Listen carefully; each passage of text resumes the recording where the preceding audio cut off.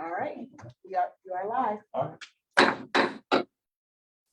All right, 5:30 having arrived, I would like to call to order our Finance and Personnel Committee meeting on Monday, May 8th, 2023. Let's do roll call real quick. Alder West, Here? Alder Horton, Here. Alder Land, Here. Alder Paffrath, Here. Alder McCarthy. Present. That completes roll call. Okay, thank you. All right, at this time, I'll entertain a motion for the approval of the minutes for April 24th, 2023. Move to approve. Second.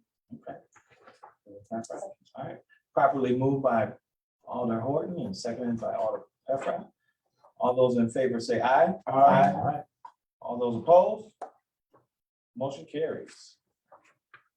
All right, first item. First item number 0463-23, communication sponsored by Mayor Mason requesting permission for the mayor and city clerk to enter into a sole source agreement contract number 2023-152 with Concord Consulting Group of Illinois Incorporated for owners representation, estimating commission services and pre-development construction services for the Lincoln King Clinic and Community Center project.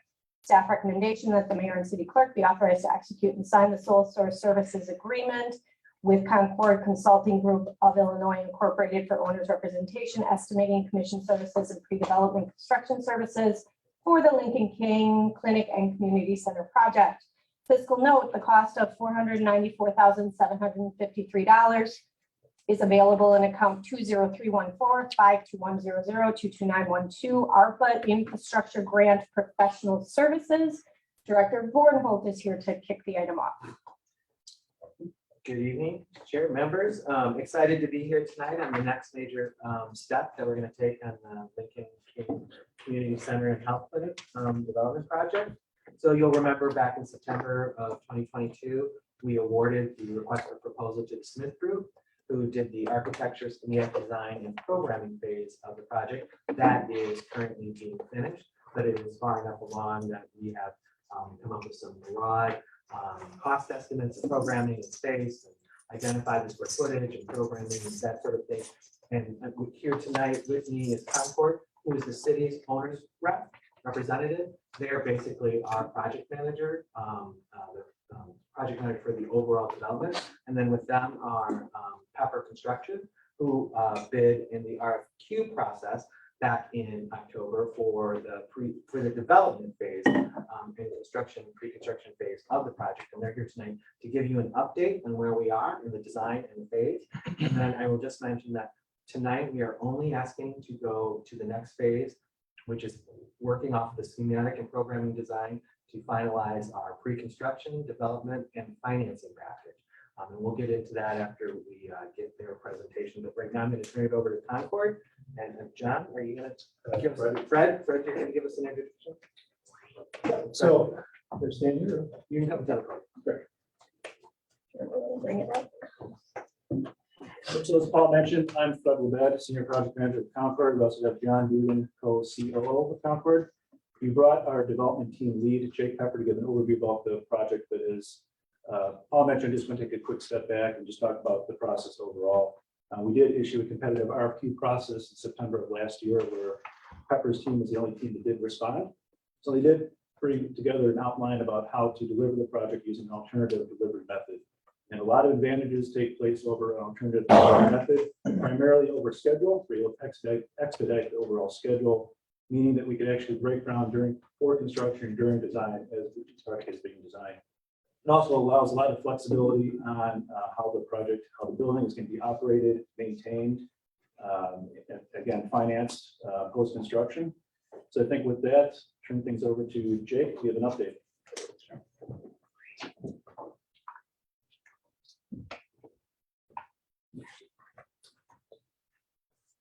Everybody, Jake Pepper with Pepper Construction. Really excited, like Paul and the Concord team, to be part of this project so far, and really looking forward to walking through this proposal and talking about the next steps as well. So here you just got a most recent rendering of the project. This is from the schematic design package that just got finished up a week and a half ago. But if you flip forward to the next slide, you'll see this is really the content that we put forth in our RFQ, the response for that developer. What we have here is in the top center of the page is what we've named a Pepper Special Purpose Entity is what that SPE stands for. So really what that is it would be a LLC to really drive the development forward, drive the project forward and take on some of the risk and project management needs of the project. The alternative project delivery method, really what it's looking at is figuring out the best way to use funds, find funds, get incentives and fill a gap between what the current money available is for the project and what is needed to yet complete it. Really, there's an alignment of interest between the city, the owner's rep, the architect, and us as the contractor by putting us all under this umbrella and working together. So happy to field questions either now or later about the benefits of this alternative project delivery versus the traditional design to build process. But if we jump forward, we've had some meetings with Kathleen and Paul and the mayor, and we know that the impact to the community is really at the core of this project. What is it going to bring, and how are we going to bring about the vision of bringing a net zero building, creating jobs? I think what we have here is an estimate of the construction jobs that we're going to create. So 160 full-time equivalents. That's just really a estimate based off of the current construction budget, brought down to a full-time equivalent being 40 hours a week for the duration of the year. Right now, it's panned out at a 20-month schedule from breaking ground until delivery of the project. We are committed to working on an apprenticeship program. So we want the feedback from the city on what that means and what's in there. And we're confident that we're able to structure an apprentice program in partnership with the unions to create those jobs locally as well. I've got a chart here as well. XPE, that is really the X stands for M, W, veteran, disadvantaged, plug, kind of any beginning word there, but those business entities and getting them incorporated into the project. And then local hiring needs and those jobs going into the community is a really important aspect of the project. I believe this one comes with a 40% local hiring requirement, but some of those XPE goals need to be determined still. And then this chart here is just a sample of some of the Pepper construction projects that we've delivered over the past couple of years, what the participation goal was, what the actual goal that we achieved was. And residency, really, we don't have a lot of goal most of the time, but it shows some of the percentages we've been able to hit on projects that we've delivered. So we're confident in our ability to really engage with the community and hit any of the metrics that we define for the project. So jumping onto the next slide, we know that sustainability is a very big aspect of the project as well, inclusive of being a net zero building, producing as much energy on site as we consume as a building. So here we have a project that we bought. This is our new headquarters in Lockland, which is a small little subsection of Cincinnati. This is the old Stearns and Foster mattress headquarters. So it really was the heartbeat of the Lockland community for a very long time. It's been unoccupied for the past 30 years. In our initial walkthroughs, it probably wasn't safe to step on some of the floors that we were setting up, or likely to fall through. So luckily our chief marketing officer really used to be a programming architect, and she had a vision for turning this into a really beautiful building. It was the most complicated office renovation we've ever done, and it's not that big of a building, but we did convert this into a net zero facility. We just completed it 4 months ago. We put in geothermal ground source heat pumps. We've got variable refrigerant flow systems throughout the building, which is tempering the air inside there. And then as you can see, we've got rooftop solar on both the building. On that side garage to the right, we actually were given a alleyway in order to expand the parking lot and fit both of these canopy arrays on as well. So it was also very important to us to produce all this energy on site rather than secure the renewable energy via contract. So this is just an example. It was not easy. We had to get very creative on some of the upgrades where we spent our dollars. Making that envelope of the building very airtight was a huge part of controlling the amount of energy that was required by the building, and then producing as much as we use is obviously the core of net zero. So we just turned our solar array on last week. So now we'll be able to validate and prove out that we are producing as much, if not hopefully more than what we're consuming in this building. we've done other net zero projects as well. I'm happy to provide more examples here. It's not easy, and but we do have a full sustainability department within Pepper. It's 6 people. It's led by a lady named Susan Heinking.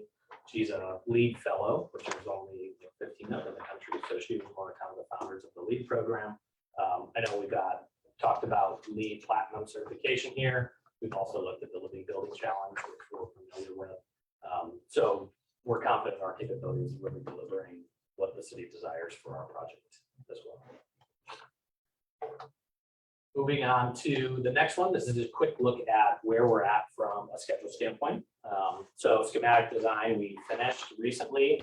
Design development takes us through July 13th. Finalize real estate deal terms, and that's really the ask of the day, is to get through that design development, create some early bid packages. So if we want to actually break ground in the fall and deliver this project by Q2 of 25, we're going to need to release some of the structural elements and get that started. And also start doing some of the site work. We want to do some of that site work before we actually finish the drawings for the project. The construction documents aren't fully done until October. That being said, Pepper and our knowledge of building buildings like this, we're confident in July 31st being a date where we can say this is the guaranteed maximum price that we're going to deliver this building for, knowing that there is some risk on our side in controlling that design, making sure that we meet the design intent of the village, meet the design intent of the architect, but also keep the project on budget and on schedule. So that top half is your design phase, and then here, the commencement date, we're gonna break ground August 24th. Again, that's before those construction documents are finished. Completion date is scheduled for May 1st of 2025 with a move-in and closeout shortly thereafter. On the next slide here is the sources and uses.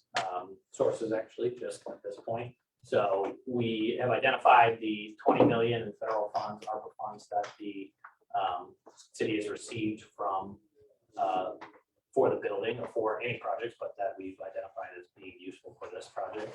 10 million from the city via ARPA funds as well. Federal congressional direct spending grant is 2 million, city capital borrowing 3.3. Also looking at the FEMA grant as well. So the total project budget is 65 million. What that means is that there is an additional need to raise funds of 29.7 million to finish the construction. What we would do in that special purpose entity is work with UBS to issue general obligation bonds. We, as the controller of that special purpose entity, would utilize those funds to turn the building over to you as ownership as a complete finished product. And as we'll see on the next slide, the hope is that that 29.5 million is less than that. Real quickly before you jump, that last thing is the renewable energy investment tax credit. So Pepper has a very well-defined solar practice. We have a separate business called Pepper Energy. So we have very much studied the investment tax credit as of late, especially with the passage of the Inflation Reduction Act. So that number there is 40% of the cost of the solar arrays and 30% of the cost of the geothermal. We expect that those percentages will be able to go up based on the location of the project. And we also expect that we might be able to increase them. There's some clarification that needs to be done on the geothermal system. All the downstream equipment can qualify for that credit as well, but there's a little bit more due diligence. So that's a conservative number on the investment tax credit. We won't get that until we turn the systems on. So that's why you see this funding shortfall pre-occupancy and post-occupancy. When we have those systems online, we will be able to get that tax credit. Under the Inflation Reduction Act, as a non-tax-paying entity, that would be a direct payment from the federal. So you'd actually get a check from the federal government in that amount or higher. Jumping to the next slide, this is a quick look at bond sizing. So we did this exercise 6 months ago as well, and the debt rates were actually a little bit higher. At that point, we were looking at 2 different options. The top section of that bond chart is assuming that we would be issuing bonds, but they would be held by that special purpose entity, and we would be entering master lease with the city. After some work by Paul and Kathleen and others, we realized that that won't be doable because of the tax levy limits. And so the idea now is that we would be issuing general obligation bonds, which are a little bit better on rates. And then that would be shown as a liability on the city's balance sheet. Because it's a real liability on the city's balance sheet, those rates are lower. I think the one thing to note, up at that top section where we have 30 years with 5-year maturity, we could do that in the general obligation scenario as well. And that idea is for both the investment tax credit and the new markets tax credits, which I'll talk about in a second. We won't have them on day one when we break ground, but we think that we will have them before the project finishes. And so these short-term bonds can be used as almost a bridge loan before you get those credits in hand to pay off those bonds. And we do need to structure that up front as we go to market. We need the market and the buyers of those bonds to know that they'll be redeemed within 5 years. And then the other quick note, the rates relative to 6 months ago have come down a couple of basis points. So that was good to see. Hopefully that trend continues. The new markets tax credits are very complicated. And we are diving in. We've talked to a couple consultants. There is a cycle that happens with the market tax credits. So in January of 22, a bunch of community development entities applied for allocation from the federal government of new market tax credits. It's a highly competitive process based on a point system and a point scale. And those awards are made. So for January of 22, they were made in the fall of 22. And then they were actually issued to those community development entities recently. And then they have the upcoming months to really go place those into projects.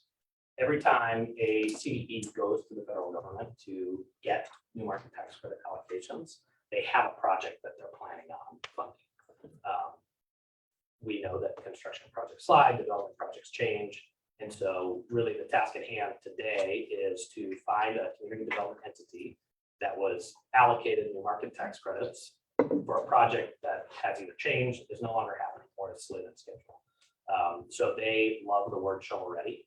And there's actually a very big new market tax credits conference in 10 days from now down in Miami. And there will be pretty much all of the bank investors that buy into market tax credits will be there. All the CDEs will be there too. And the ones that have allocation but don't have projects to fund this year will be looking for projects to fund. The fact that this project is in a highly distressed area is very, very good. That will be more interested in it because of it. The fact that it's potentially a federal health center is also a great thing. And then the fact that it's just a community health center in general will attract a lot of interest.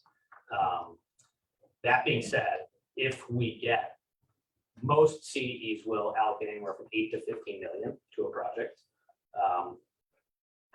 The sad thing is that you don't actually get that full value. New markets tax credits of 10 million only really create 3.9 million in tax credits that somebody can buy. That's just how the program works. It's a little deceptive. So if we got a full $65 million award of new market tax credits, we'd be working with 4 to 5 different community development entities. And each one of those CDEs would have their own lawyer. The legal fees will not be small. But again, the goal is to bring in money that we don't have today. So the 39 cents of tax credits, that will be what's produced by the full $65 million award.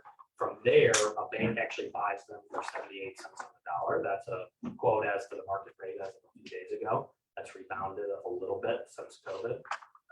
And then you have your fees taken out after that. They're usually structured in a 7-year interest-only loan. They forgive the interest at the end of the year. Again, that goes into the fee calculation. So at the end of the day, if we get full $65 million of allocation, what we're looking at is around 17 million in cash to the project. Again, it's complicated. There's a lot of legal structures. There's a lot of fees, but again, it's still 17 million. We're excited to dig in there and truthfully market this project at that conference. Can you read that last bullet? Yeah, 17 million. So the next steps, really, we are working with Smith Group to finalize that design, working on the project budget constantly. It is great to be involved as the potential contractor so that we can provide real contractor feedback to that design. We love working with architects. We love working with it even more when it's early on, so we can make sure that the project is staying on budget. We want to finalize these capital sources and uses. So the two big ones are really just new market tax credit value, where we think how much allocation we think we can get from community development entities, and then the finalization of that investment tax credits. And then the next step's really the structuring. What we're asking for, and you'll see on the next slide, is the extension of the contract for Concord Group is really an extension of our contract as well through July 31st. We'll be structuring a special purpose entity. We'll be putting into place a ground lease between the city and the landowner. We'll be structuring some of the agreements that go into place with managing the process and controlling the funds so that we can deliver a fully turnkey project at the end of the day. And we're excited about that. I think really what that means, 49,000 is what the exclusive negotiating agreement contract was. So that's what we've been working on. That has funded the work that we've done to date. Extension of services would take us through that July 31st date. And it would have us say, here is the guaranteed maximum price for this building. We're going to take the risk of any price above and beyond that. And then we will thereafter figure out exactly what the contract structures are between Concord, Pepper, and Smith. We could all work underneath that special purpose entity together, which there's a lot of benefit to in aligning interests. A couple other items up here. Reset, they have a lot of experience in P3s, and so they have done this process a lot of times with a lot of different parties involved. Pepper Construction, this actually would be, I'm kind of representing the development side of our company. Pepper Construction in Wisconsin would be the contractor at the end of the day. We would work in tandem with UBS to bring that bond financing to the table, and then Hush Blackwell, who has a ton of legal experience on the P3 side of things, would be structuring a lot of those contracts of that special purpose. Again, I think Paul mentioned it, the 494,000, that's an extension of Concord, Concord's owner rep services. So in this scenario, Concord would be getting a contract from the state for that. They would then subcontract that 348,000 to Lincoln King Community Center Development Partners, which is what we'll be driving forward with the team members. That was a lot of information very quickly, so happy to take any questions or comments. We do have a detailed schedule. We have some renderings as well on the thumb drive. Alderman McCarthy, you have the floor. Okay, thank you, Mr. Chairman. I'll pop back to slide 6 from there. We're showing about $28 million in shortfall.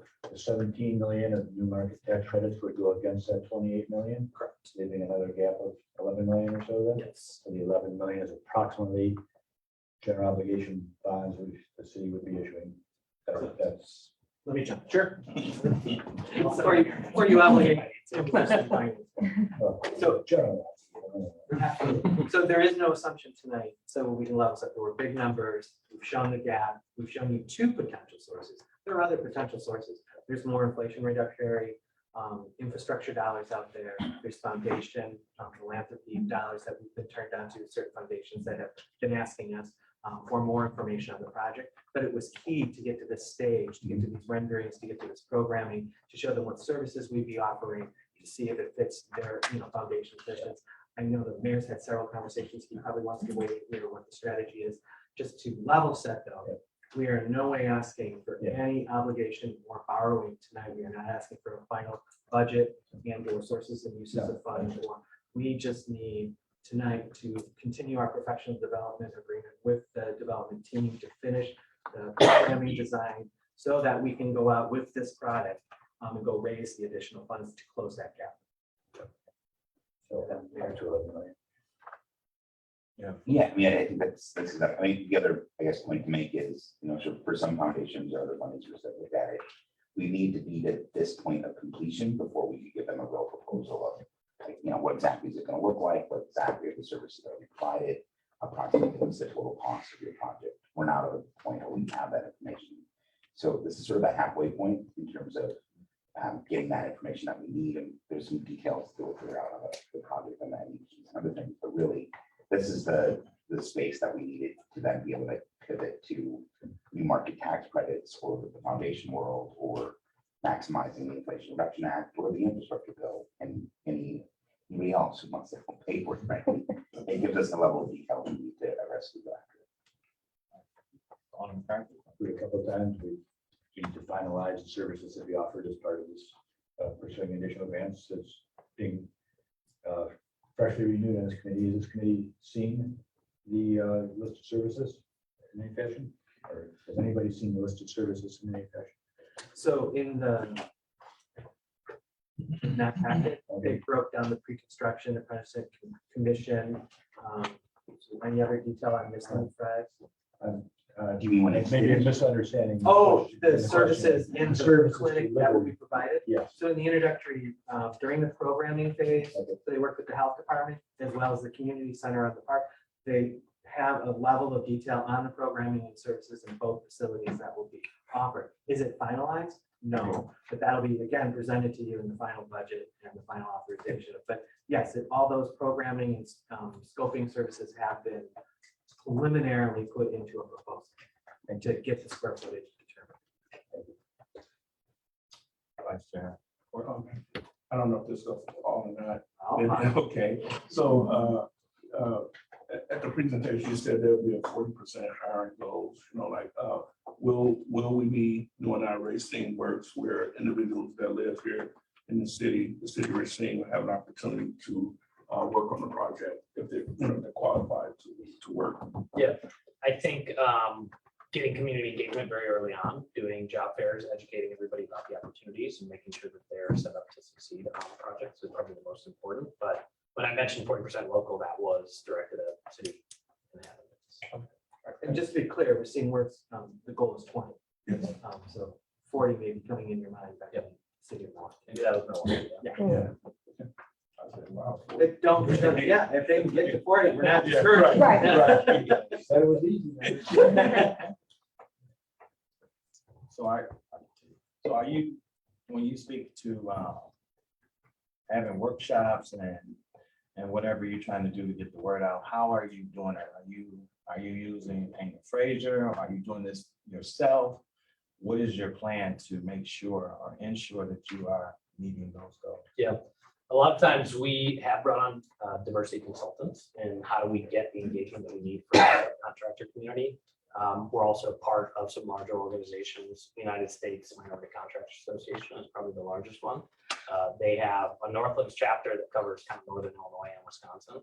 But getting them engaged and talking to all of their trade partners about the project is pretty critical. We have a director of D&I at Pepper Construction as well. And so her efforts in coming up, hosting community events to bring people in and educate them on the project and opportunities. I don't think that we'll probably do it all on our own. I think we would look to a consultant to help us make sure that we're getting the traction that we need to within the community. But we have done it on our own in the past as well.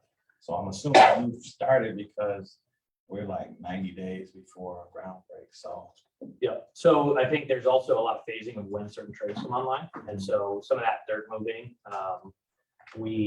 We certainly do need to come out and identify community events. It's been tricky for us to do that without knowing whether the project's going to go forward.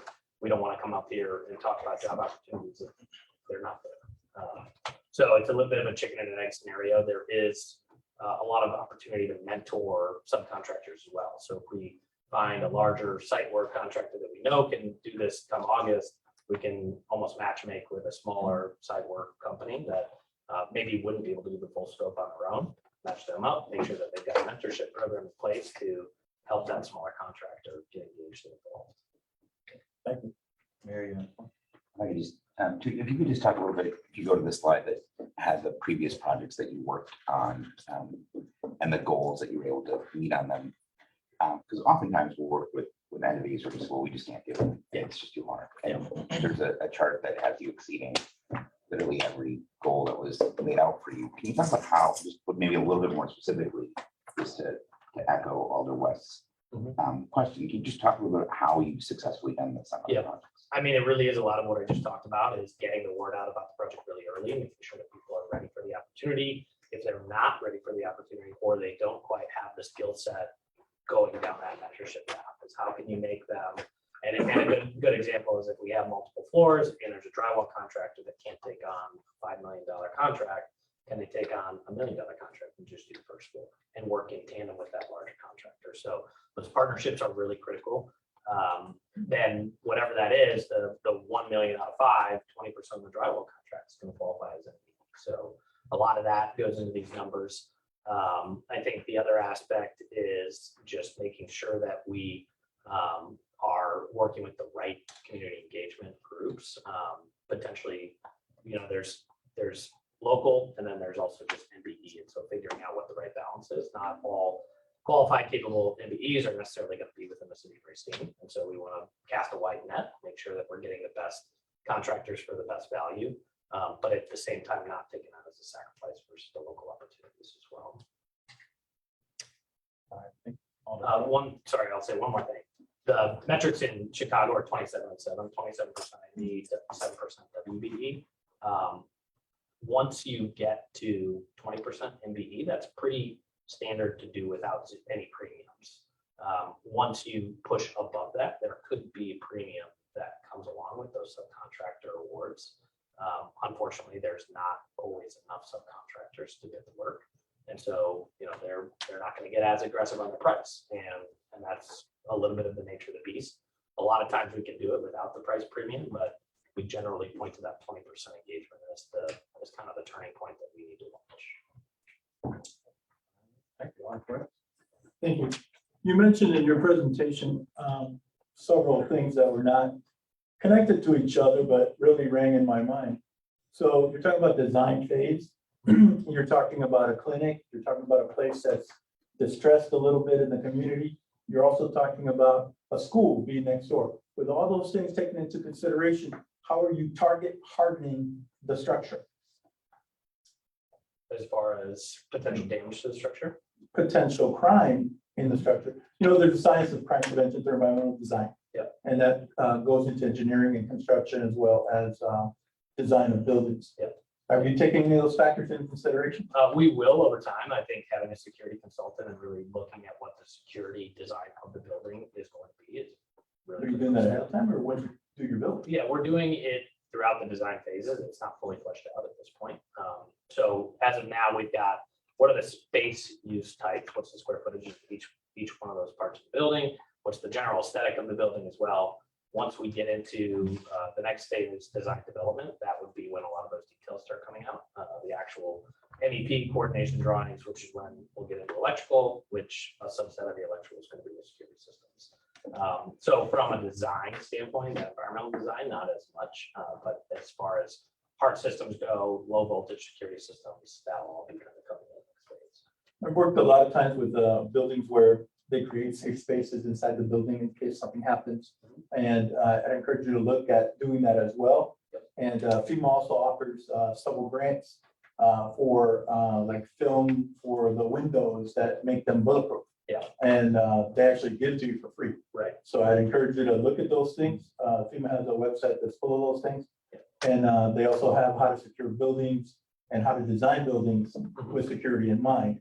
Now, the electrical, I understand that, but the structure itself needs to be a structure that could be hard to penetrate if that's going on. And if it does get penetrated, it would need to be a place where children and drugs and all those things can be secured. Because that's, by a school, you expect the community to be there. It's supposed to be a big structure.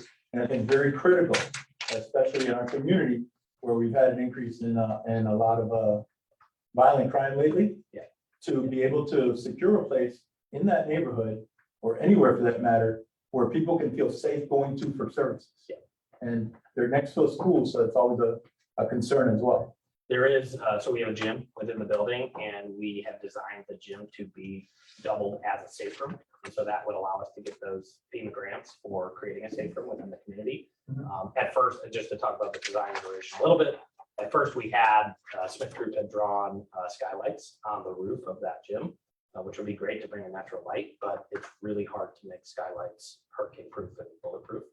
So just the amount of shutters that you have to put on that. So what we said is if we go the safe room route for the gym, there's just not going to be skylights. Now we can still do clerestory windows and have rolling shutters in order to make those unable to be penetrated. So as of now, it looks like the gym safe room without skylights will pencil to be less than what the FEMA grant's going to be.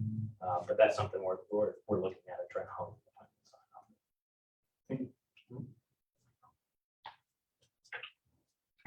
All right, any further discussion? For item 0463-2. Any further discussion? Seeing none, at this time, I'll entertain a motion. Want to approve? Second. Properly moved by Vice Chair Horton and seconded by Alder Land. All those in favor say aye. Aye. All those opposed? Motion carries. And good luck with your second phase. It's a huge project. We're excited. And it's in my district. All right, next item. Item number 0329-23, communication sponsored by Mayor Mason on behalf of the Transit and Mobility Director, requesting permission to accept $5 million from the Federal Transit Administration through congressionally directed spending for a Kenosha, Racine, Milwaukee Regional Passenger Rail Corridor Study Update, preliminary engineering and environmental review.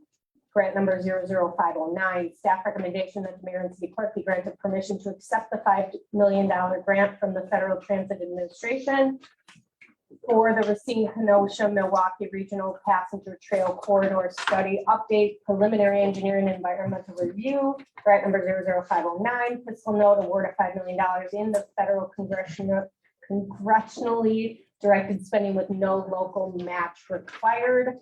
Director Young is here to speak on the item. Yes, thank you, Director Fisher. Thank you, Mr. Chairman. Thank you, members of the committee and others who are present.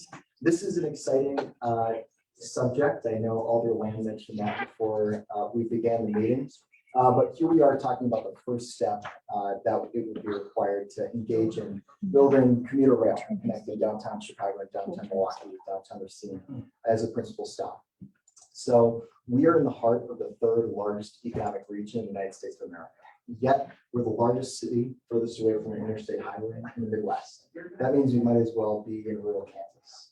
So what this particular item does is it brings in resources at no cost to local property taxpayers to do the steps that are required for us to be eligible for further capital dollars to make this construction project a potential in our future. This passenger rail study would involve a partnership with our regional metropolitan planning organization, which is highlighted in the next item. But with this particular item, what we want to do is celebrate the fact that we're bringing in $5 million at no cost to local property taxpayers to be able to start a project that would be transformational for the city of Racine. With this project, if it were to come to fruition, would connect residents in the city of Racine to over 400,000 jobs within 30 minutes of public transportation. You know, here you have the power of the Milwaukee-Chicago region that we have not yet tapped into since the cease of this sort of service in the 1970s. And so to be able to engage in this work, especially as we have the passage of the infrastructure bill and be able to leverage those federal resources and non-traditional financing partnerships that have proven to work across the United States with these types of services, we're excited about what the potential holds. So I'd love to answer questions, particularly about this project, but knowing that the next item, we're going to be discussing what it's actually going to look like to engage in the work of this study. Any discussion? Thank you, Mr. Chairman.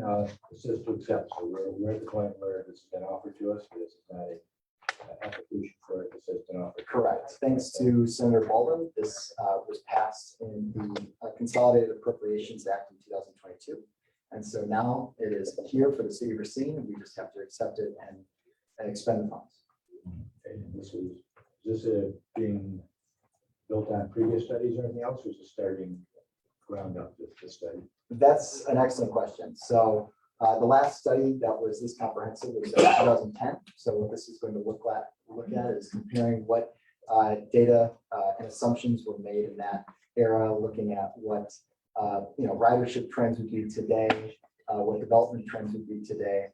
And I think having a broader scope based on funding. In the 2010 study, it was primarily an engineering study that was done based on how are we going to get the service off the ground. Knowing the political barriers and fiscal barriers that exist in the state of Wisconsin, what is going to happen with the work here is expanded to how are we actually going to fund this project long-term in a sustainable way and market it as something that is a potential for the private sector as well. So we're expanding the scope, leveraging data that's already been produced and updating those assumptions. Thank you.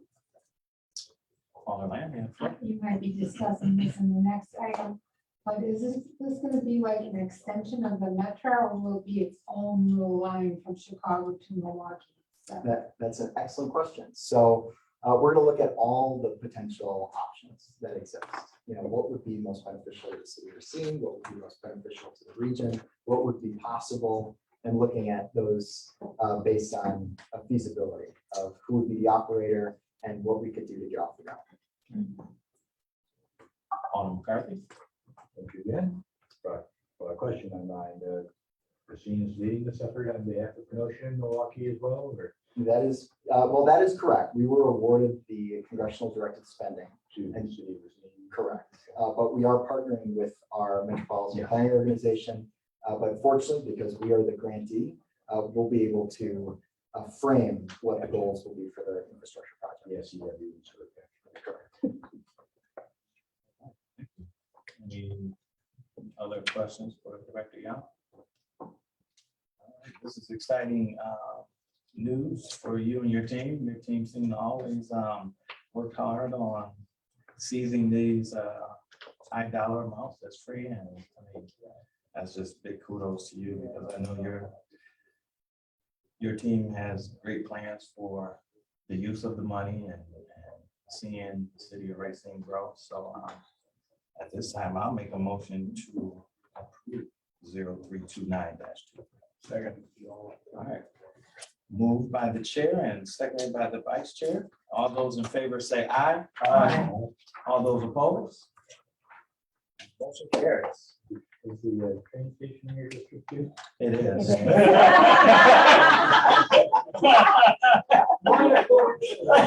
Living all over the place. If you see me glowing, it's not my aftershave. All right. Item number 0330-23, communication sponsored by Mayor Mason on behalf of the Transit and Mobility Director, requesting permission to enter into an intergovernmental agreement with Southeastern Wisconsin Regional Planning Commission sewer path for project management of the Kenosha Racine Milwaukee Regional Passenger Rail Corridor Study, update preliminary engineering and environmental review. Staff recommendation that the mayor and city clerk be granted permission to enter into an intergovernmental agreement with the Southeastern Wisconsin Regional Planning Commission sewer path for project management of the Kenosha Racine Milwaukee Regional Passenger Rail Corridor Study, update preliminary engineering and environmental review. Fiscal note, cost not to exceed $830,000, funding available in the $5 million federally congressionally directed spending with no local match. Director Young.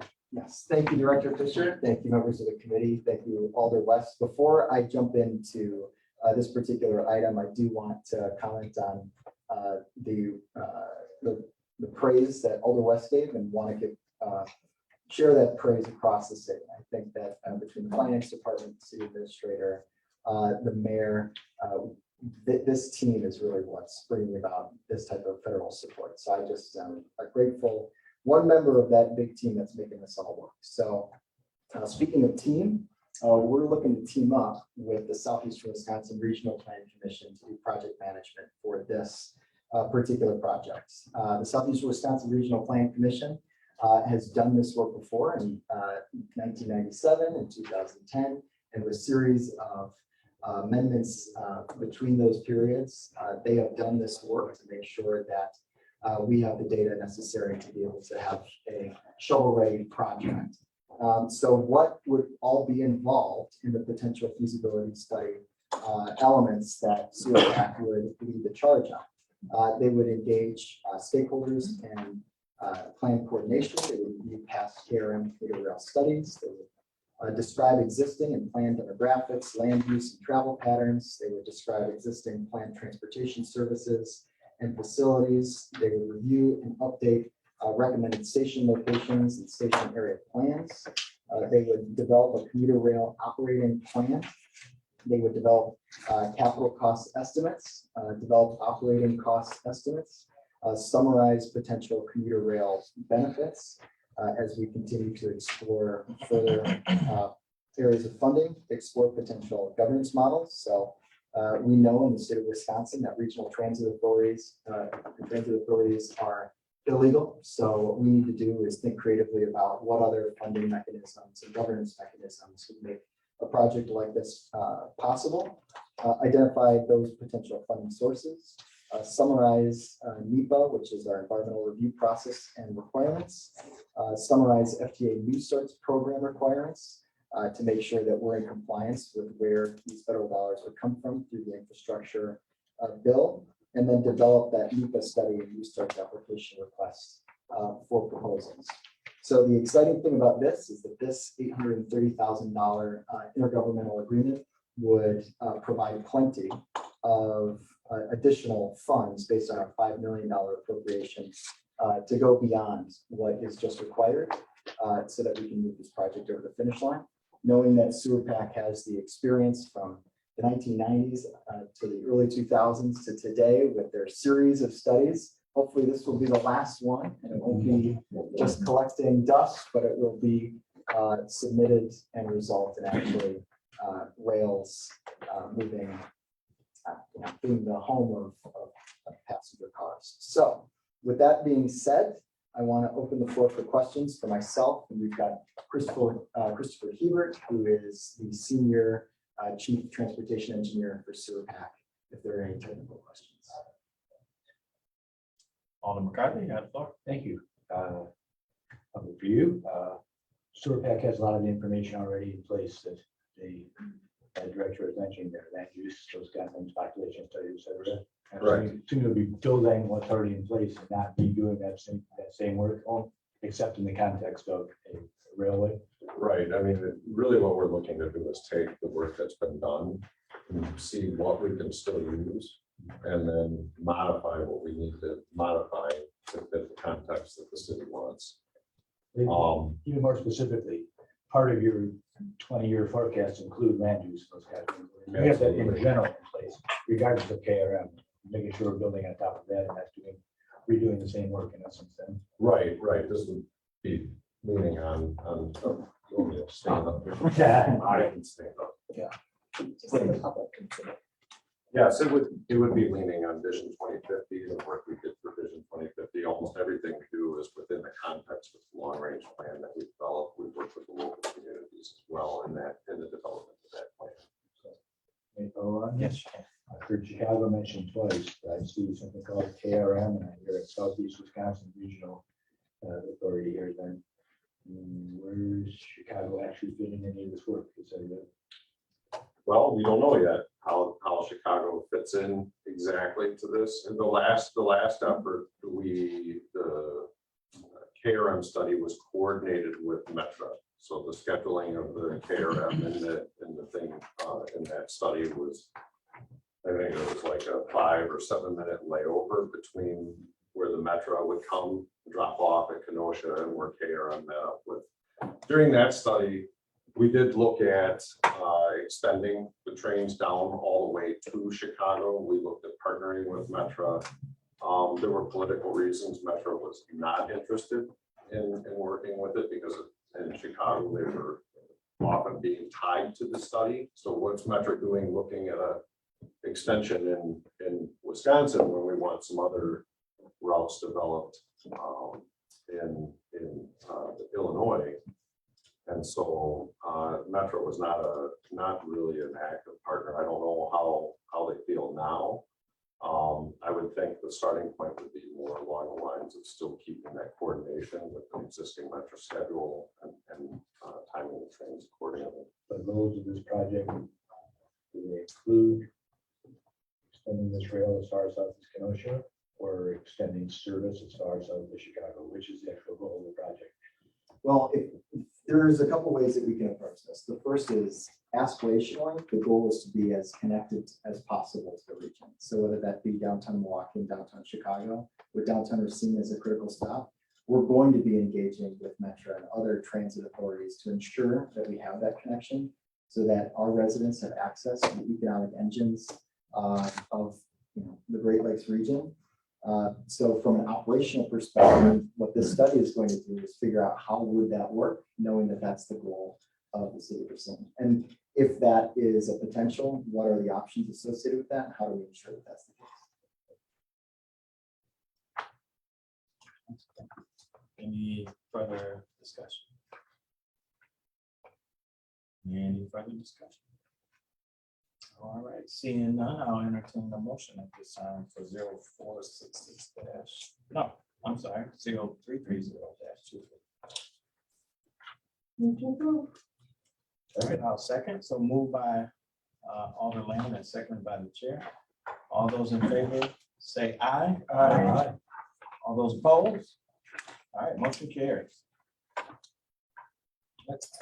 Item number 0466-23, communication sponsored by Alder McCarthy on behalf of the Finance Director requesting authorization to carry forward various budget items from 2022 to 2023. Staff recommendation that the resolution authorizing 2022 to 2023 budget carryovers be approved. This will note these budget carryovers are commitments that were existing, encumbered, and funded in prior years, as well as projects that have spending periods over 1 year in length. There is existing funding in place for this action. This item was Director Fisher item, the Finance Director item, so I'm happy to speak on it or answer any questions that the committee may have. Questions for Director Fisher? Any questions? All right. This is a common practice. I'm new to the committee. I'm guessing that this is something that happens annually. Absolutely good question. This is an annual practice. It's actually required by the Governmental Accounting Standards Board to formally have committee as well as then common council. This is basically a budget amendment that carries forward those funds to the subsequent year. The majority here are things that the city of Racine has already committed to, purchase orders or contracts, right? They're already issued to the vendor, but we perhaps haven't received whatever it is yet or done all of the work.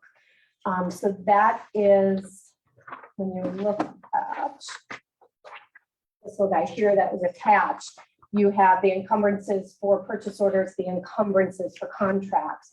The carryover column is primarily for bonded capital projects. We borrow in 2022, but we spend that over a 2-year, 18-month period of time by law. So that carryover of the majority of $6 million is because we borrowed those funds. We will spend the rest of them in 2023, by the end of 2023. Further discussion for Director Fisher? Seeing none, I'll make a motion to approve 0466-23. Second. Moved by chair, seconded by vice chair. All those in favor, say aye. Aye. All those opposed? All right, motion carries. Next item. Item number 0461-23, communication sponsored by Alder McCarthy, requesting that the next Finance and Personnel Committee meeting be on Tuesday, May 30th, due to the Memorial Day holiday falling on a regularly scheduled Monday. Staff recommendation that the next Finance and Personnel Committee meeting on Tuesday, May 30th be on Tuesday, May 30th, due to the Memorial Day holiday falling on a regularly scheduled Monday. Fiscal note is an NA. I had brought this item forward asking Alder McCarthy, this is just in full transparency. When the committee last month or whenever it was, resolved its meeting times, it's on Monday, Memorial Day falls on a Monday. So full transparency to the public. I wanted to bring an item forward so that everyone knows that the next scheduled meeting, because it would fall on a holiday, is going to be Tuesday. Simple enough. Alderman McCarthy, would you like to make a motion for this? Here, move to approve their next meeting, Tuesday, May 30th. Moved by Alderman McCarthy and seconded by Alderman Paffrath. All those in favor say aye. Aye. All those opposed? All right, motion carries. Item number 0450-23, communications sponsored by Alder West on behalf of the city attorney's office, submitting the claim of Eileen Warren for consideration for disallowance. Staff recommendation that the claim be disallowed. Attorney Rubik is here to speak on the item. So Eileen Warren filed a claim with the city requesting $340 to compensate for alleged medical bills that she incurred back on January 5th, 2023, after tripping while walking through City Hall. At the time she fell, city staff heard her fall and came out to assist her immediately, at which time she admitted to them that she had tripped on her own shoe. There wasn't any, anything negligent on the city's part, maintained safely.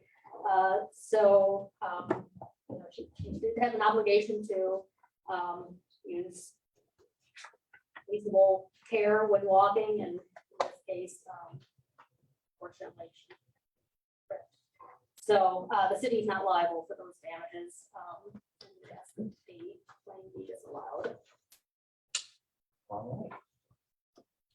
Any discussion? Move this allow. Second. Properly moved by Vice Chair Horton and seconded by Alderman McCarthy. All those in favor of disallowance, say aye. Aye. All those opposed? Motion carries. Next item. Item number 0457-23, communications sponsored by Alder West on behalf of the city attorney's office, submitting the claim of Chandler Malone for consideration for disallowance. Staff recommendation that the claim be disallowed. Yeah. Thank you. Chancellor Malone filed a claim with the city requesting an unspecified amount of damages allegedly caused by a tree limb falling on his vehicle, which is parked in front of the property located at 1253 West Boulevard in Racine back on January 14th, 2023. There are a few issues with this claim, some just sort of issues as to its form and submission that would make it something that's not actionable.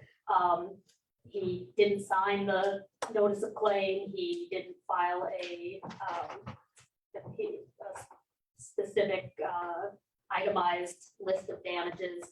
Both of those things are sort of statutory requirements that are necessary in order for the claim to move forward in the process.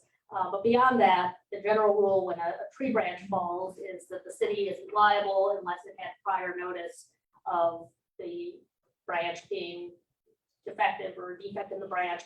And if that's the case, then whether or not the city's addressing of that was reasonable. And in this case, the city had no prior notice of the defect in the tree branch. It had been inspected and pruned that month based on the 6-year standard inspection and pruning schedule. The branch did not appear to be problematic until it fortunately fell on his car. So for all those reasons, we recommend disallow this claim. Questions or concerns for Attorney Rubik? All right, at this time, I'll make a motion to disallow. Second. All right, properly moved by the chair, seconded by the vice chair. All those in favor, say aye. Aye. All those opposed? Motion carries. Next item. Communication 0454-23, communication sponsored by Alder West on behalf of the city attorney's office, submitting the claim of Lisa Kilbasa for consideration for disallowance. Staff recommendation that the claim be disallowed. Attorney Rubik. Lisa Kilbasa filed a claim with the city requesting unspecified amount of damages that allegedly arose when she fell while walking on the sidewalk around the building located at 555 Main Street in Racine, Wisconsin. And this happened back on August 30th, 2022. That date is significant here because according to the state statutes, you have 120 days after the event giving rise to the claim to file the claim.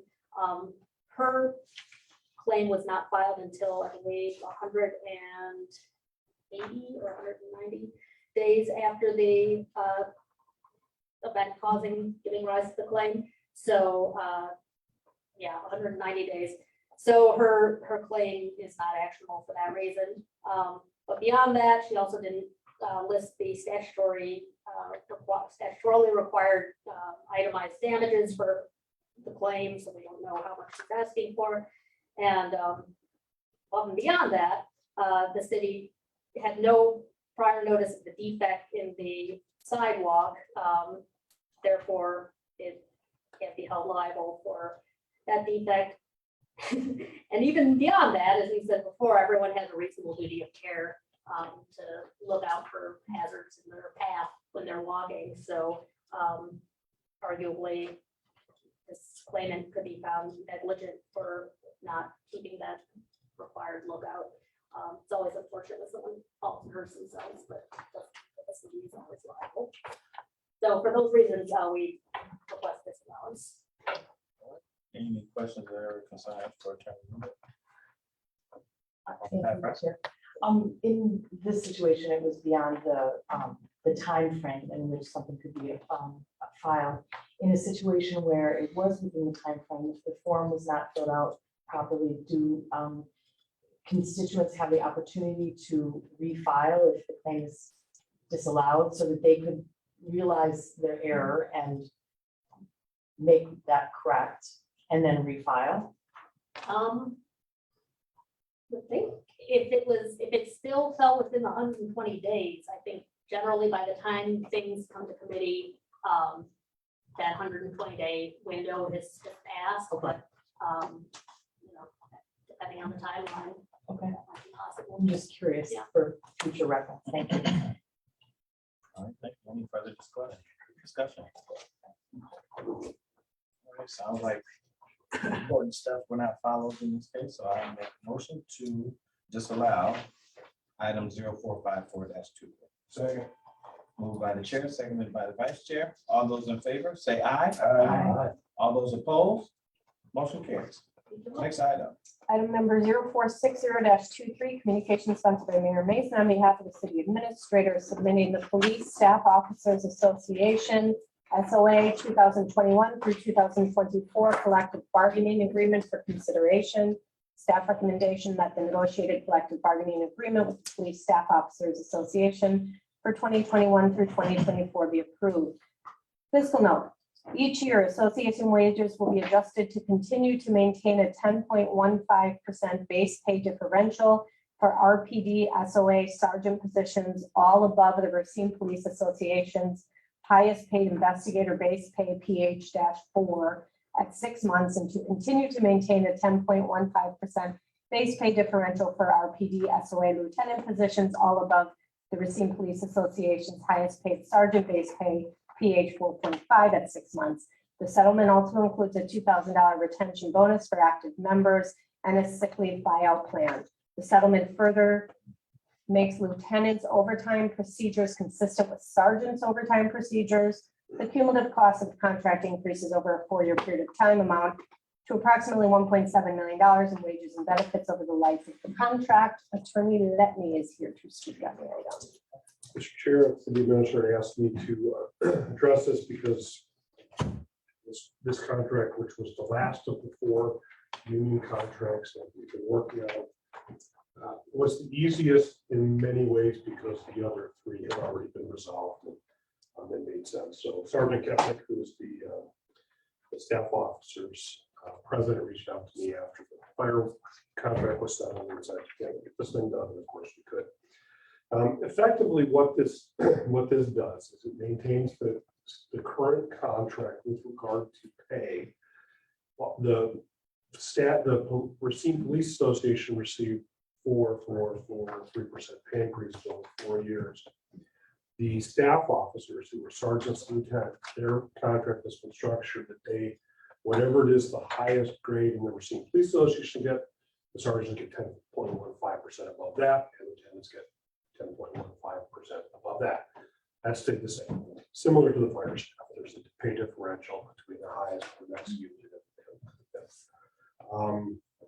All other provisions of this contract are the same.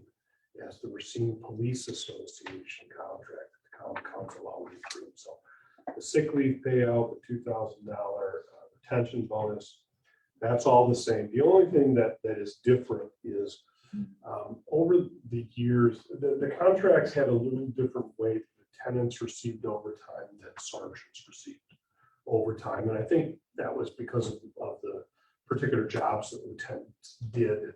That was different, but over the years, the police department and chief agrees with this, that the reasons that they had a different overtime structure kind of went away. So the times lieutenants can earn overtime as compared to sergeants are the same.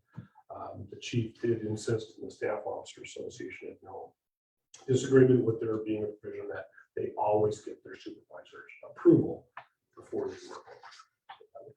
But effectively, this is the same contract we agreed to for the Racine Police Association. And they tentatively agreed, so if the council approves it, it's the contract. Any questions for Attorney Lippman?